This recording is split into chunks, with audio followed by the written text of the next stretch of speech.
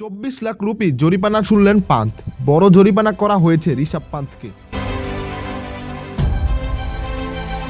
আইপিএলে মুম্বাই ইন্ডিয়ান্সের কাছে 54 রানে হেরেছে লখনৌ সুপার জায়ান্ট। দলের হারের দিনে বড় অঙ্কের জরিমানা শুনেছেন ঋষভ পান্থ। তার পাশাপাশি স্লো ওভার রেটের কারণে পুরো দলকে জরিমানা করা হয়েছে। রবিবার ওয়াংখেড়েতে মুম্বাই ইন্ডিয়ান্সের বিরুদ্ধে নির্ধারিত সময়ে বোলিং ওভারের কোটা শেষ করতে পারেনি লখনৌ সুপার জায়ান্ট। ফলে স্লো ওভার রেটের কারণে দায়ে পড়েন তারা, যে কারণে শাস্তি হয় লখনৌ সুপার জায়ান্টের ক্রিকেটারদের। যেহেতু আইপিএলে চলতি মৌসুমে লখনৌ সুপার জায়ান্ট দ্বিতীয়বারের মতো এই ঘটনা ঘটে, পুরো দলকে মোটা অঙ্কের জরিমানা করা হয়েছে। বিসিসিআইয়ের পক্ষ থেকে জানানো হয়েছে, আইপিএলের কোড অফ কন্ডাক্ট 2.22 ধারা অনুযায়ী স্লো ওভার রেটের নিয়ম ও এ নিয়ে দ্বিতীয়বার ভঙ্গ করেছে লখনৌ সুপার জায়ান্ট। দ্বিতীয়বারের মতো এই নিয়ম ভাঙায় অধিনায়ক ঋষভ পান্থকে 24 লাখ রুপি জরিমানা করা হয়েছে।